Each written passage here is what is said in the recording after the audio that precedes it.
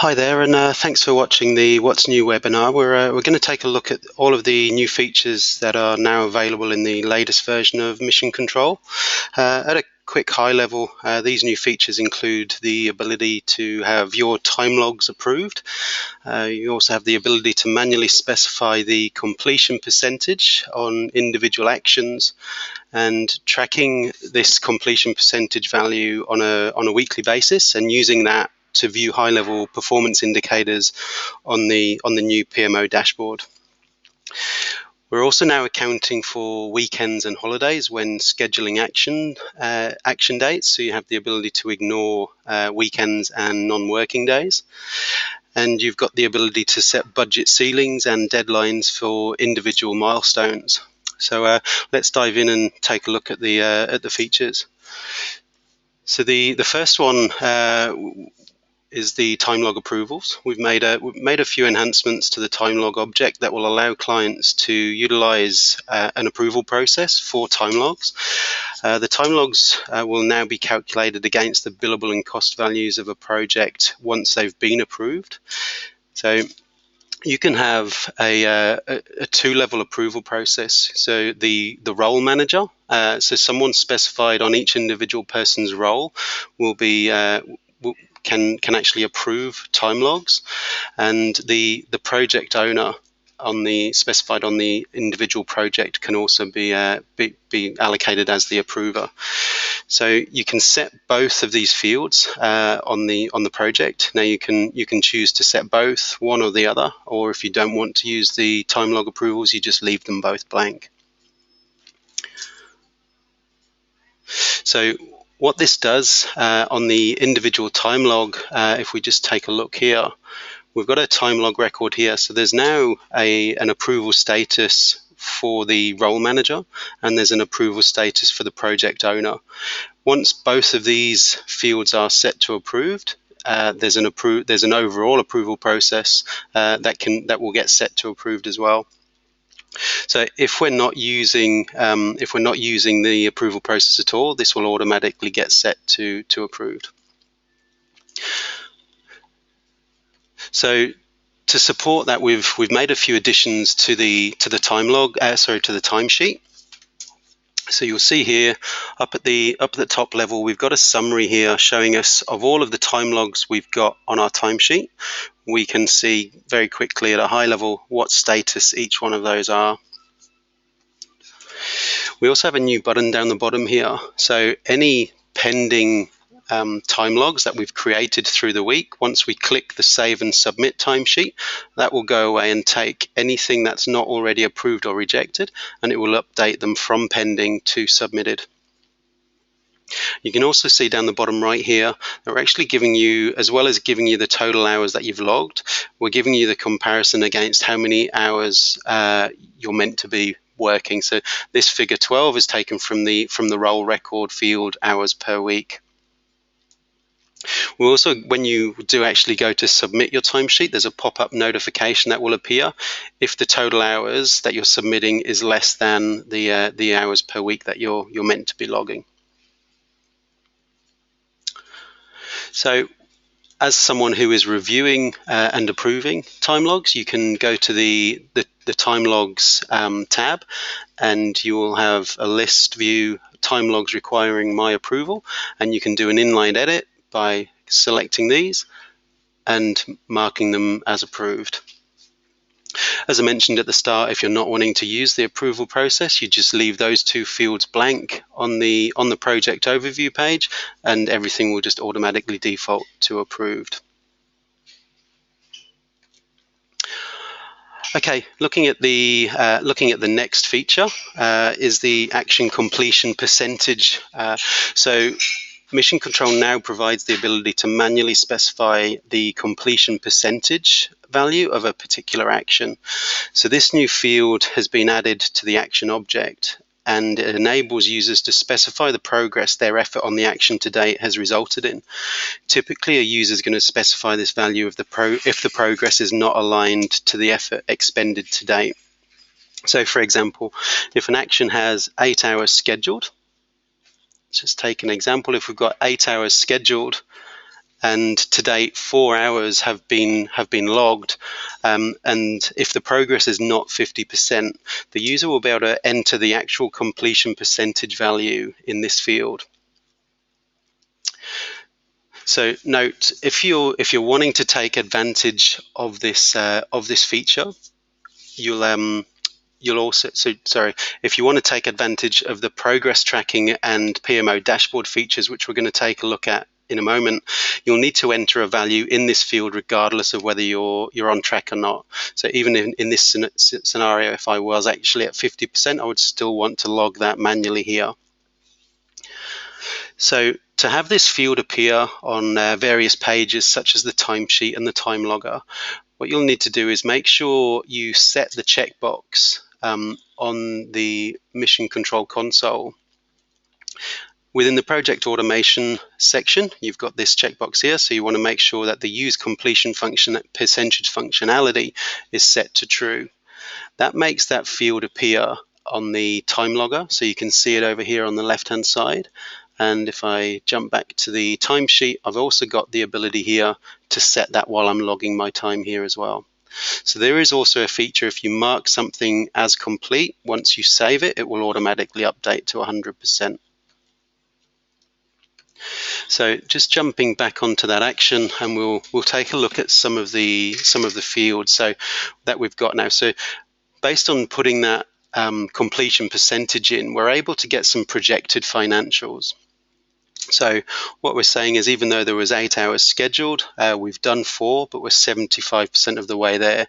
So what that's giving us an indication is that the remaining hours, based on, if we continue working at that level of efficiency, we'll only have 1.25 hours left. You can see, because this is a fixed price project, our projected value is going to be 1,200 regardless of how long it takes us. But because of those efficiencies, the overall cost to the action is going to be down as well, and therefore what we're able to do is see the projected P&L based on these efficiencies. And the recognized revenue field gives us an indication of the what percentage of the scheduled value can be recognized based on this percentage figure.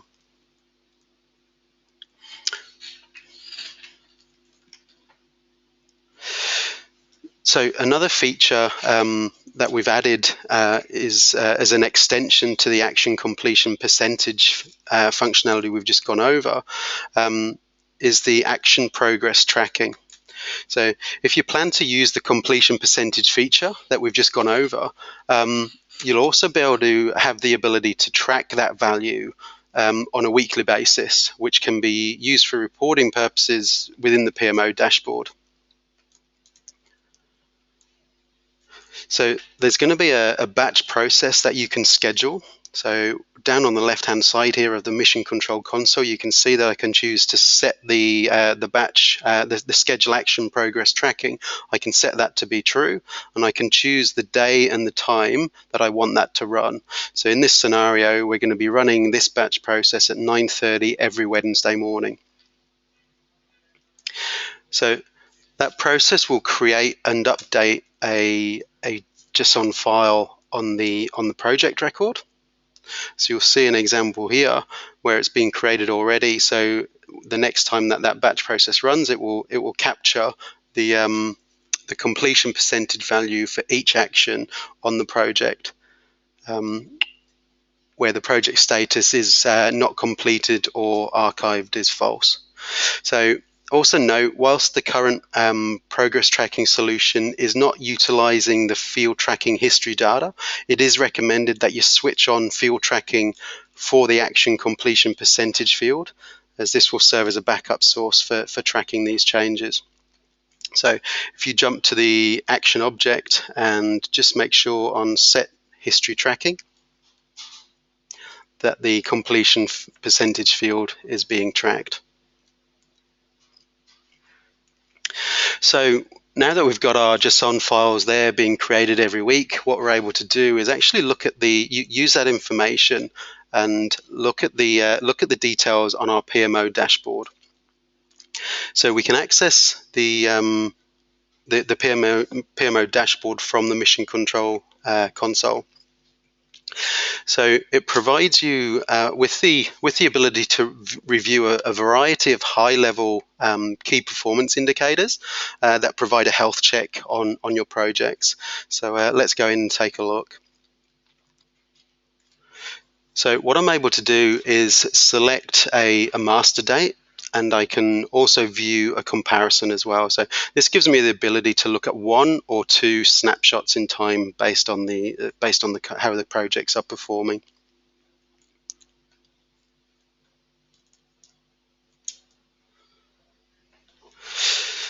So the three core metrics on the PMO dashboard are the recognized revenue, the CPI, and the SPI, and we'll look at each one of those in more detail.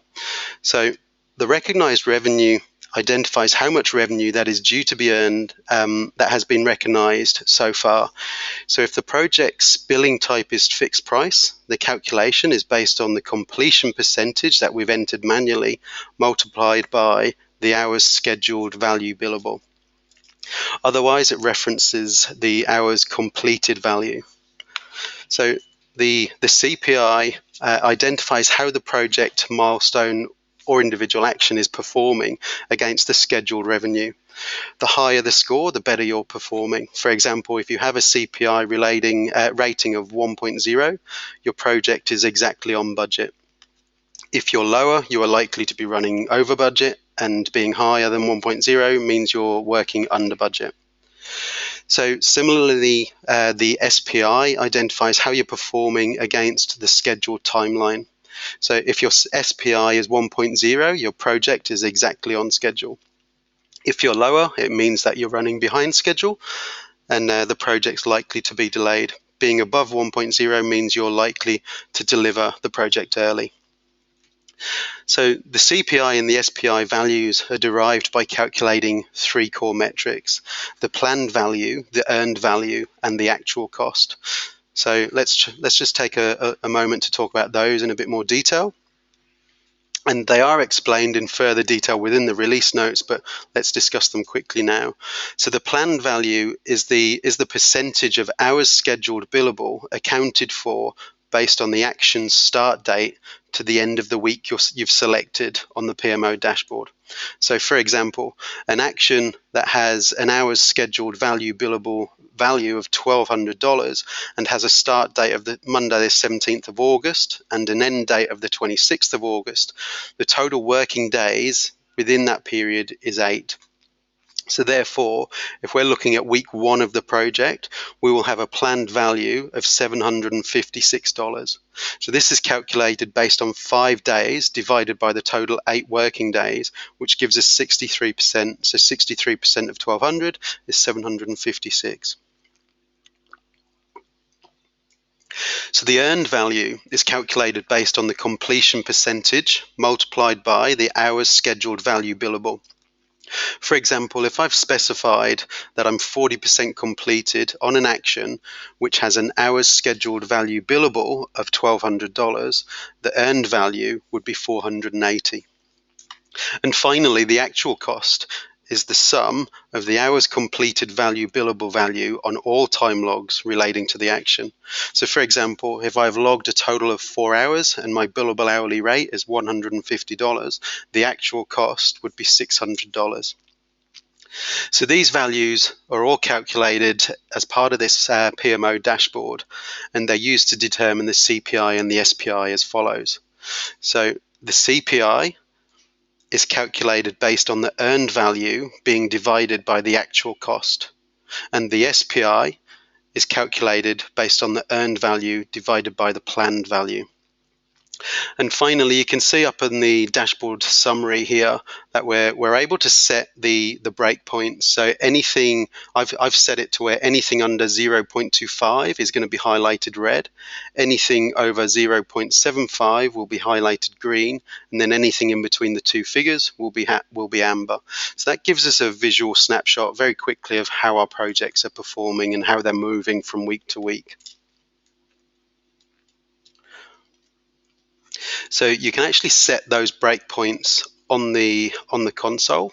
So if I just go back, so down on the project automation settings, if we look here down the bottom, we can set the breakpoint for the red and the breakpoint for the green. So jumping back on here, what I'm able to do is actually drill down into each individual milestone. I can drill down and expand through to the individual actions, and I can get the detail for each individual action, my milestone and my project. I also get a summary for everything that's being shown on the PMO dashboard. So to actually see an action being displayed, to make sure a project is actually displayed on the PMO dashboard, we've got a field here on the project record called Display on PMO Dashboard. So if that's set to true, you'll be able to see that project on that dashboard. So another really cool feature that we've added in as part of this release is the ability to ignore weekends and non-working days when actions are being scheduled or rescheduled. So a non-working day is defined as either a holiday record, which is either assigned to an individual role or via a holiday assignment to a team. The weekends are obviously specified as well. So when an action is rescheduled, the rescheduling process will move the date forward to the next available working day. So, for example, if we've got an action like this one here on the 9th, it's running from the 19th of August through to the 21st of August. If the action is updated, so the dates are moved forward by 2 days. So if we move that forward to work on the Friday, the result would end up being having an end date of a Sunday. So what will happen when we save that, the actual end date will move forward and it will go through and finish on the Monday. Sorry, on the Tuesday. So what it's done is it's identified that it was a 3-day action, so it's moved forward to the Friday and it's ignored the weekend and it's carried the next 2 days over to finish on the Tuesday. So in the same scenario where the action owner has got a holiday within that period, so if I was to move this forward to the following week and save it on the Friday, it's actually going to identify that as well as the weekend, it also needs to miss this holiday as well. So if I save once again, it will adjust that to have an extra day post the holiday. So this rescheduling feature will execute once the record has been saved. So therefore, if you're applying the change on the Gantt chart or on the scheduler, it won't adjust for weekends and non-working days until the actual records are saved. So please also be aware that dependent actions will also be rescheduled and adjusted for weekends and non-working days as well. So looking at the Gantt chart, as part of this enhancement, weekends are also now being shaded on the Gantt chart to make the day of the week identification simpler. So to actually identify which days you want displayed grey on the Gantt chart, we're actually using the standard business hours feature within Salesforce.com. So you can set that by going to Setup, going to Company Profile, Business Hours. So if we look at the default hours that we've got set up in this org, we can see that there are no hours being worked on Sunday and no hours being worked on Saturday. Based on that, that's why Saturdays and Sundays are being flagged as grey. So some other small enhancements that we've included into this release have been added to the milestone object around being able to specify a milestone budget and a milestone deadline. So looking at the milestone budget feature, to cater for this, we've actually to cater for clients that break that project budget down per milestone, we've added 2 new fields to the milestone as follows. So we've got our field here, milestone budget. This enables you to specify manually the dollar value, which is the billable revenue that will be generated as a result of delivering this milestone. So unallocated, we've also got a field called unallocated milestone budget. So this is a formula field that calculates the milestone budget minus the hours scheduled value billable. So we've also included a validation rule on the action object that will prevent an action from being saved if the project's billing type is fixed price and the action's hours scheduled value billable would exceed the unallocated milestone budget. So out of the box, that feature is that validation rule is inactive. If you want to actually set that, you simply come to the validations rule section, the validation rules section of the action object, and you simply set this this validation rule to active.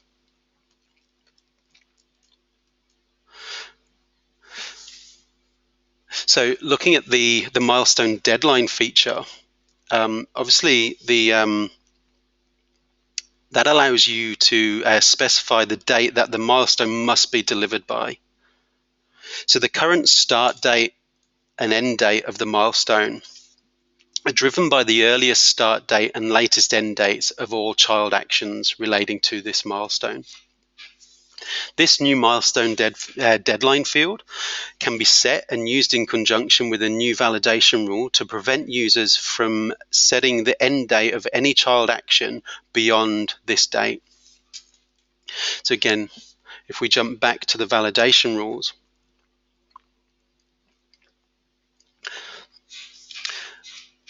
you'll see that there's a validation rule, and out of the box again it's set as inactive.